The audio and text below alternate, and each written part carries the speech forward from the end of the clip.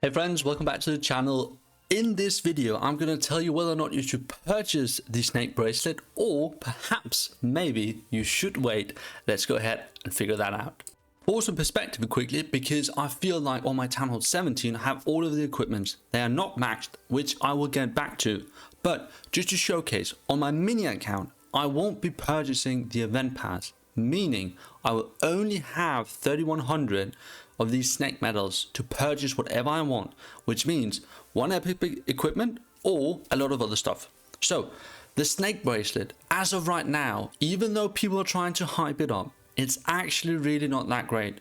What happens right now on YouTube and other types of media is it is shown with a lot of overpowered strategies such as electro boots, root rider attacks, and so on. The snake bracelet is not really making the impact on the attacks in of itself. It's fun, but it's not really that good. So if you're just about fun, go ahead, purchase it, go for it. If you maybe are considering whether or not it's worth it to pour all of your hard-earned, saved-up ores into this equipment, maybe you should consider waiting. You have 21 days to consider whether or not you should purchase this equipment. There are balance changes coming, hopefully in February. And so what this means is that for those of us, as an example on my mini account, that only can purchase one thing, one epic equipment or story or whatever, should consider whether or not this is the best deal. As you can see, I just kind of piqued your guys' interest hopefully right here, is that I can also on my mini account purchase the Spiky Ball or the Rocket Spear, and I can tell you already now I'm going to be buying the Spiky Ball, if anything, in terms of equipment, because that has just proven to be so good. And having the Spiky Ball on my mini account at Town Hall 12, I believe it's going to be game changing in terms of my attack power. Obviously, you could also go ahead and buy a lot of builder potions, Book of Heroes, buildings, runes, whatever it might be. But just as a disclaimer, guys, if you're just about having fun and you have the snake medals to purchase this, go ahead, have fun. If not, and you're kind of considering whether or not this is the best purchase for you, maybe hold off. You still have time. You don't have to go with the hype train and just purchase. And maybe you don't have the same amount of ores as all of these YouTubers out there that can just max it out in a blink of an eye, or will just purchase 1,000 or 10,000 gems or whatever to buy the missing ores that they have or that they don't have. So that's just a bit of a disclaimer. I'm not going to be purchasing as of now. Maybe in a few weeks, we'll see. Quickly just showing you guys, as you can see, and the reason for me saying that it might not be worth purchasing this epic equipment is because you can purchase so many ores with your snake medals. And just to show you, I have a lot of epic equipment and other equipment types that I haven't maxed. I have my magic mirror still at level 23. I have a fireball at level 26. As you can see, I actually fell into the trap because I felt the Lavaloon puppet was such a fun troop during Halloween that I actually purchased the equipment. But the Rocket Spear is still level 20, and I only have 160 Stario, which means that I can pretty much only do one upgrade.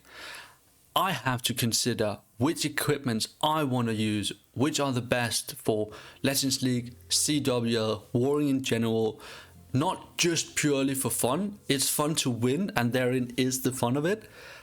I also have to consider what I can afford, and I feel like a lot of you guys out there can reason with that thought process because you are in a similar situation.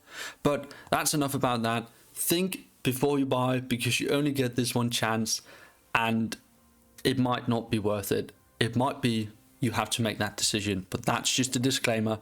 We are not all rich on ores, so we can't actually just max these equipments and use them. So let's do some attacks. I have a new strategy that I wanted to show you guys.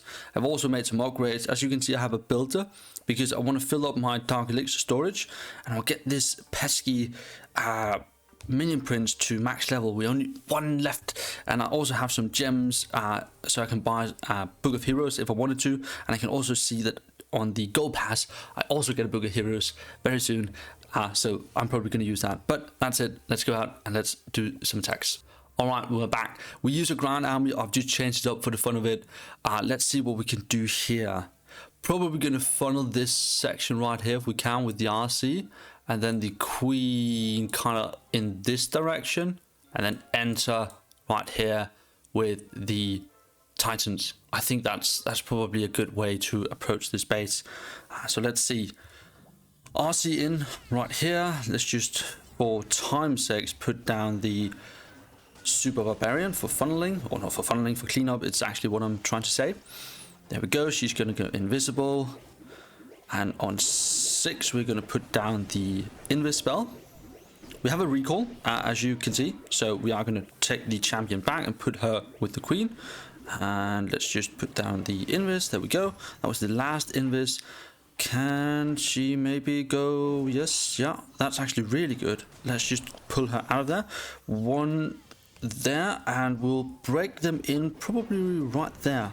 Another giant arrow, which we're using because we are seeing that we are facing a lot of these what's it called, Invis, what's it called, sorry, Invis towers, which means that they are actually really important and instrumental in a good attack. Let's just rage. Let's put another wall break down just there. I am actually going to go ahead and wall break and then use the warden ability, the Cat to King. Did I? I can't see if I did.